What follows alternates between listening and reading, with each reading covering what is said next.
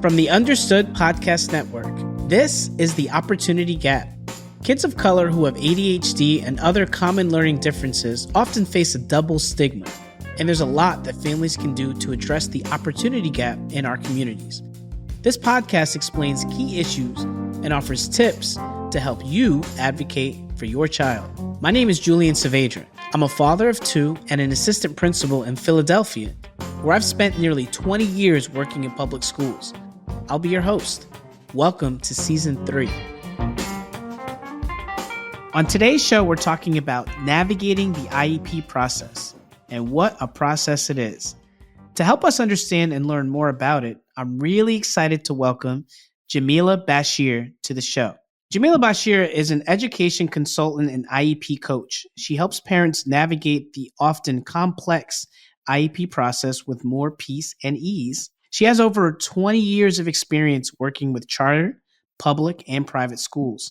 She's the author of several specialty books and courses in the IEP space. Welcome to the show. Thank you. Thank you so much for having me. I am so happy to be here. Of course. So I want to just get right into it because you have so much knowledge that I think our listeners are really going to benefit from.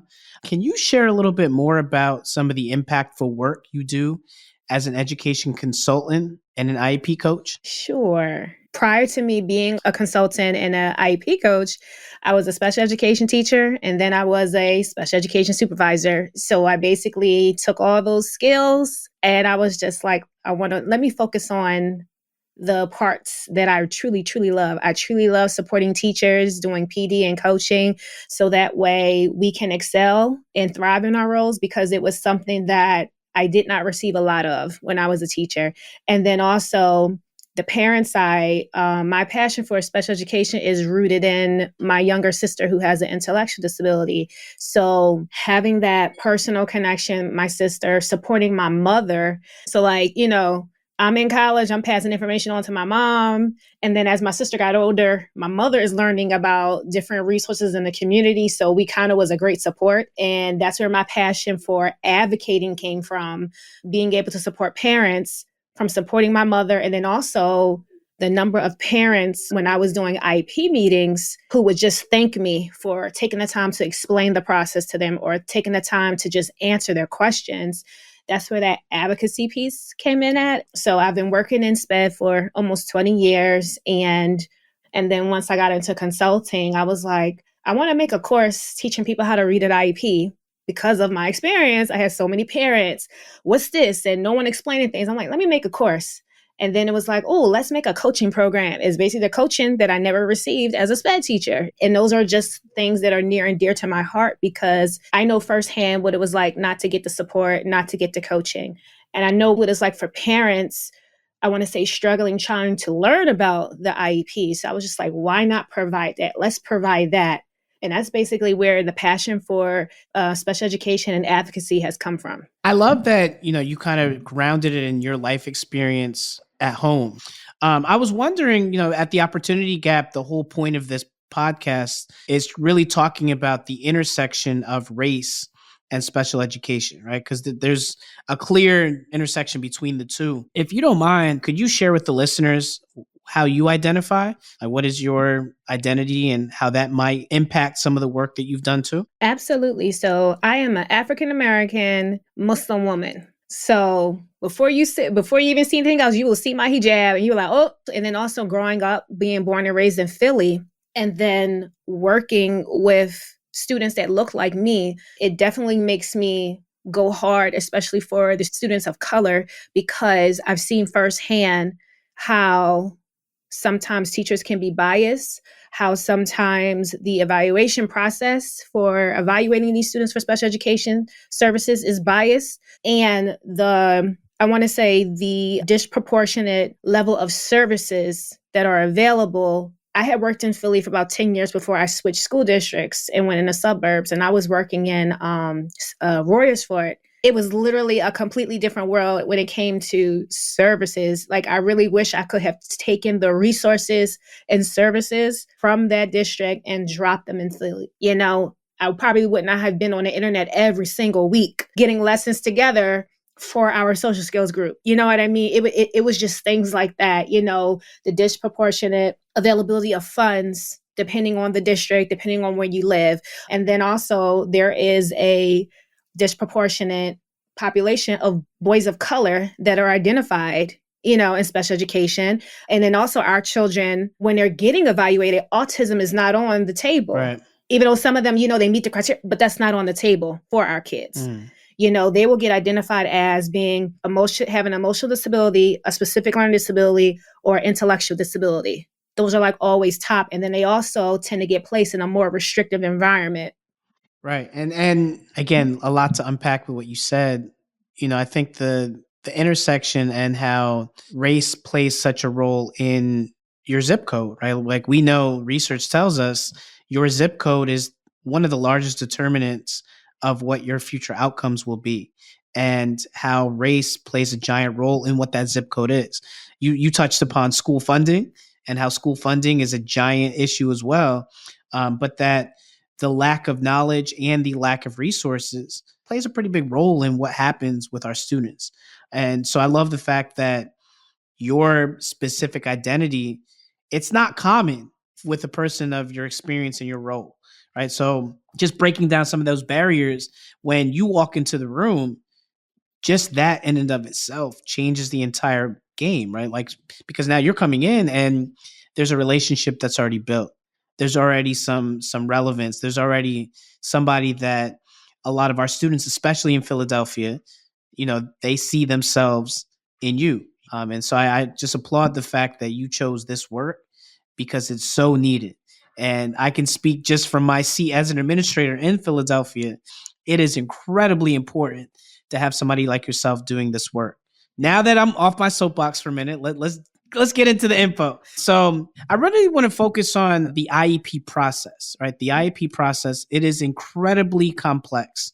And I think for our listeners, a high level overview is going to be really helpful. And I say high level because one of my really good friends, former teacher of the year, right? Like teacher of the year for the entire nation, Juliana, she's going to be talking about IEPs in an upcoming season of Understood Explains.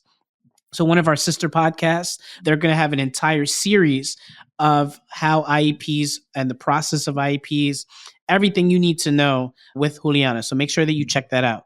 But for right now, Jamilah, can you talk us through what an IEP process looks like? So for anyone who's like, well, what the heck is an IEP?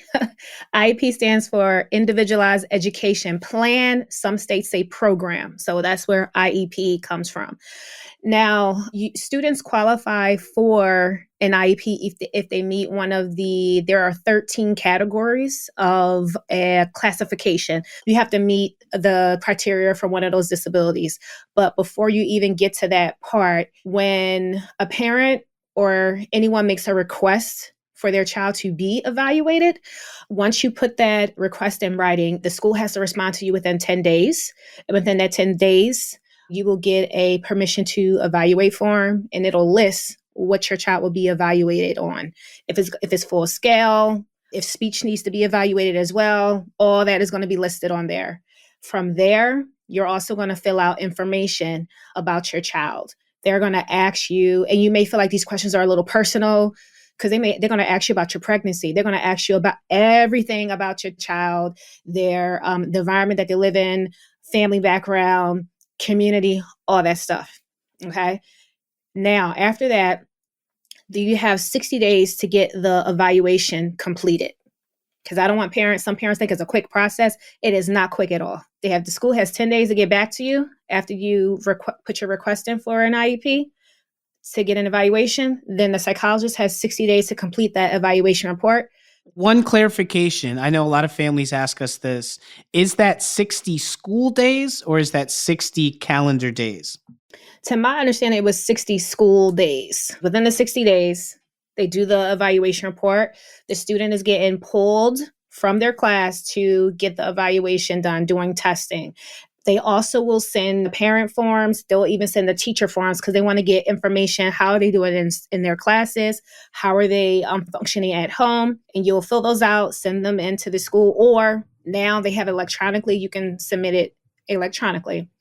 Then once that report is done, normally I know from my experiences, the psychologist has sent it to the parent and then even told the parent, call me or we could do a Zoom so I can go over the evaluation report with the parent.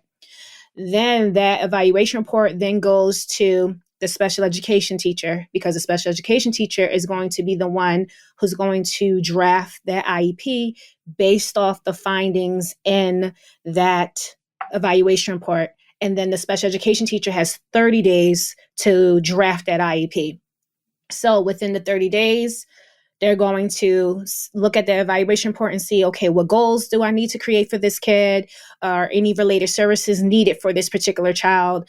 Also, what type of specially designed instruction, what type of modifications? They may even call you, the parent, to get information, any additional information. But majority of the time, we're going to take, especially for an initial, we're going to take everything from that evaluation report. And I also want to stress to parents that what the psychologist puts in the recommendation section, those are recommendations. You don't have to accept them. Those are recommendations. Because sometimes some parents will look at that and was like, well, the psychologist said. I'm like, well, no, that's what they recommended. You can take it or you don't have to. And also with an initial IEP, nothing will get started until the parent signs the notice of recommended education placement. Nothing will get started until the parent signs that. Sometimes parents think when they sign the attendance form that they're signing. I'm like, no, that's just attendance. That is not you signing off for this IEP. So within that 30 days, the IEP will get drafted. Then the special education teacher will create an invitation for the IEP meeting. Will get drafted. They'll contact the parent, like when is the best time. That's what I would do. I always contacted the parent, because sometimes some parents like, no one called me to see when I was available, so I always will call the parent to see when they were available or when they were off. Because back then, you were still coming into the school, but now I know they're doing IEP meetings virtual. So then you have the meeting. And then when it's an initial IEP meeting, the psychologist is there as well to, again, explain the results and explain the testing results of that evaluation, what the recommendations are, and what the classification is. And then the special education teacher will then go over that entire IEP. Now, for the initial one, they should go through every single section. I can't make promises that will happen. But that is something that you as a family member or parenting adult should be asking for. Like you want to make sure that as much detail as there's possible. Yeah. Because this is a legal document. When it's all said and done, this is a legally recognized document, and it's really important that you look at all the details. And yes, as parents, you have the right to request a draft of the IEP before you even go to the meeting. There was a section you weren't sure about, highlight it, mark it up, so that way when you come to the meeting, you're not trying to look through it at that moment and figure out like, okay, well, what are my questions? What do I need further clarification about? I want to say that really helps. And it's not like, because if that's your first IEP meeting, you seeing this thick document, it's like, oh my God, I got to read through all this right now. I got to make a decision right now. And you don't have to make a decision right at that moment, because just think about it. You just got all this information presented to you. It's different if you're like, you understood everything and you're like, okay, I got it. Yep, that's exactly what I agree with. But for the first time, you may be like, I don't even know what I'm looking at. And then you want me to make a decision right here in this moment. That can be very overwhelming. And that is very overwhelming for, I want to say, a lot of parents. And that's where some of them will just sign it just to sign it. Okay. I'm like, okay, I'm just going to sign it because it's just so overwhelming for them. Right. So again, it's a really complex process, right? Like just think about all the different details, the time frame that you explained. And so families, again, I want to remind you that you have a ton of resources at your disposal. Understood Explains, our new podcast, season 3 of Understood Explains, is going to really explain step by step exactly what Jamilah was able to share with you. But one of the challenges that I think you brought up is, one, just the lack of knowledge of what the process should entail. Are there any other challenges you can think of when families are navigating this initial process of dealing with an IEP? For some parents, they're like, well, I didn't want an IEP. Why is my child getting an IEP? I've seen in some cases where a parent signed off on something, they didn't know what they signed off on, and their child got evaluated. And I want to say that should never be the case. You know, how it was presented to you, you're thinking, oh, maybe this is just extra help for my child. And then how it's being presented sometimes, oh, this will help. This is, your child needed, they'll get extra help. So when parents hear extra help, it's like, oh, great. I want my child to get extra help. But the parent may be thinking of, oh, tutoring. The parent may be thinking of, oh, additional small groups. And that's not it. No, they're pushing your child to get evaluated. So that is a challenge right there. And then parents not knowing what that process is like, not understanding the lingo, not understanding all those acronyms. So that becomes an overwhelming thing for them. And then when they get into the meeting, they don't ask no questions. It's like, and sometimes it's like, they don't know what they don't know. I don't even know what to ask at this meeting. And then, did they even do this? Did they even go as thorough as they should in this IEP? Present level section should be so thorough. Like when I read that, I get a whole picture of the kid. I know everything about your kid. When I read that section, I should know what their present programming is. I should know what the parent concerns are. I should see anything regarding their related services. Everything is going to be in that section. And sometimes they're so thin. And I'm like, who put this IEP together? That is the most thorough section, the most, I'll say, heaviest section, because this is where you're putting everything, all the present levels, everything. How are they functioning currently? So families that are listening, I hope everybody heard that. That's a little tidbit to really highlight.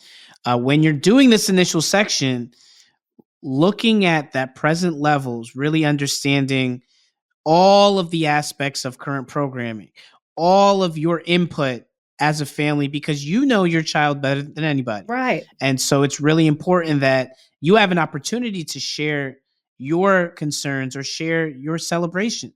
What are the strengths? What are the areas of growth? So that the entire picture of the child, or as best as possible, is there. That's a really important thing. So let me ask then, so say I am a family member of a child and I'm initially going through this process. I find that I'm sitting at this meeting, I have no idea what's going on, or I'm just kind of struggling because there's so much information being thrown at me. What do you tell your families when you're working with them when they find themselves in these situations or these challenges? What do you recommend that they do? When I have clients who have been in these situations, I always tell clients, you can reschedule. You don't have to continue with the meeting at that particular day. You can tell that person, I need you to explain this. I need you to slow down. Like you can make them slow down the meeting, because sometimes, the teacher may just be trying to get through because they got another meeting to do. But I tell parents all the time, you can stop them. The moment you don't understand something, or if they're going too fast, stop them, make them slow down. Make them explain every single section that you don't understand. When you go to the meeting, make sure they have a draft for you. If they didn't already give you a draft, make sure there's a draft for you to look at. So it's not just the teacher looking at the draft and then telling it to you. And then it's like you can't even make sure what he or she is saying is even on that document. Have the document in front of you so you can follow along throughout the IEP meeting. So that way, if you might even see an error in the IEP, you can point those things out, because at the IEP meeting, they can make those corrections. Even if after you may have signed the IEP, you see an error, or you may feel like, oh, can we change this accommodation, or can we change this modification? They can do an amendment to the IEP to make a change. I had a parent who when I was still teaching, I had a parent contact me and say, Miss Bashir, my daughter gets this particular service outside of school. I don't want her to also have it in school because I feel like that's just too much for her. Can we remove that service in school? That was not a problem. And it didn't change her special education time. So I could easily do the amendment, document who gave me permission, meaning that I had to document. I had a conversation with the parent. I'm documenting the date. I'm documenting the section that I changed. And I had the conversation with her counselor at the school. So the counselor at the school also knew. And then also that information got added to section 2. And I put the date that it occurred. So that way The next person, the next case manager she has, they can look at the IP and say, oh, okay, an amendment was done on this date and this is what was changed. Right, right, right, right. And I think you're speaking to the idea of collaboration. Like the whole idea of this entire process, it doesn't happen in a vacuum. The goal is for the child to feel success. And so the child, the family, the school, advocates, all of these people come together to collaborate to build a program or a programmatic decision to really help the student Right. excel. And, for me as a school administrator, I always talk about how positive relationships are the baseline for everything else. Like we have to have a positive relationship between the school and the family because that makes all the difference. If we don't have that baseline, then what are we doing? And that's something that to me is the baseline of everything else we do. I'm wondering, what do you recommend for families where that relationship between the school and the family is not strong, where it's becoming more of a challenge, where it hasn't been positive? What can families do to rectify that situation? Something that I always recommend to parents and families, like always recommend that they do this at the beginning of the year. Schedule a meeting with all of your child's teachers, and just so that way you can put faces with names. They know that you are a parent. They know that you are involved. Whoever is involved with your child, like invite them too. So that way they know like this is a team. We need to work as a team. And then also so that way you can share your input about your child. Like, listen, I know my child has an IEP, but listen, my child thrives on this. My child thrives when they have structure. My child thrives when they have a caring teacher. You know what I mean? Like just knowing those particular things and also what motivates your child. That can help teachers too, because sometimes, you and I both know you're in a classroom and then it's just one of those days you're like, oh my God, you're just not getting through to this kid. Nothing is working. But then when you talk to the parent, they say, oh, well, he really likes this, this, this. And you're like, oh, thank you. I'm going to use this. Right. A lot of times, our families are busy and life is busy and there's just so many things going on. But our role is to really do what we can to keep that line of communication open.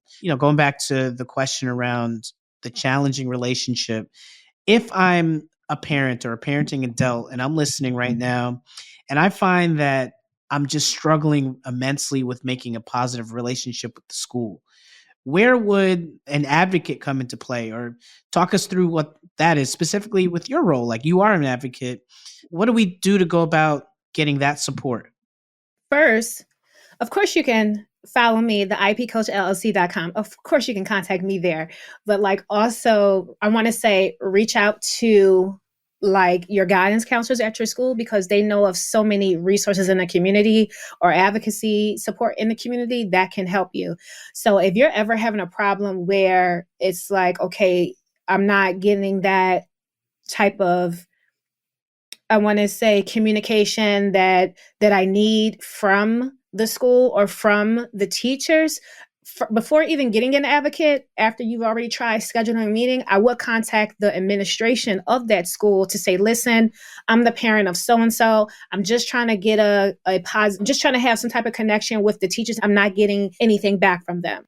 Now, after that, and you still don't get any help or support, then yes, absolutely, reach out. I want to say there's so many, everyone's on social media. There's so many advocacy groups on Facebook.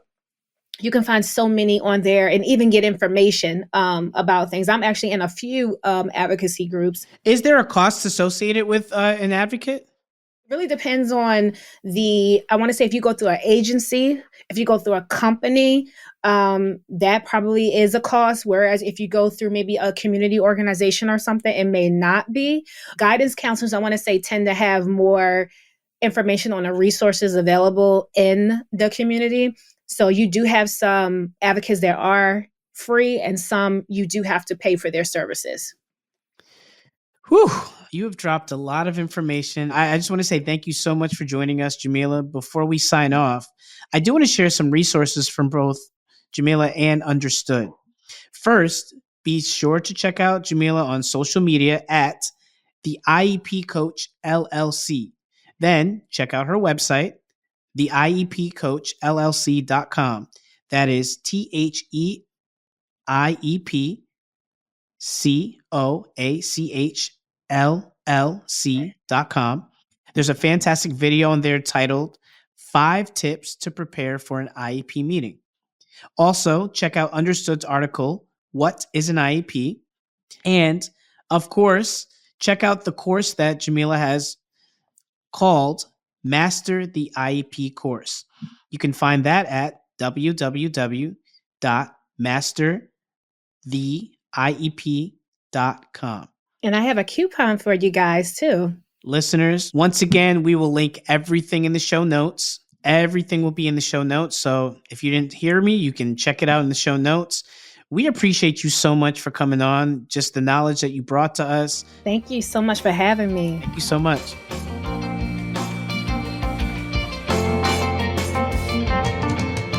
The Opportunity Gap is produced by Tara Drinks, edited by Sin Pin.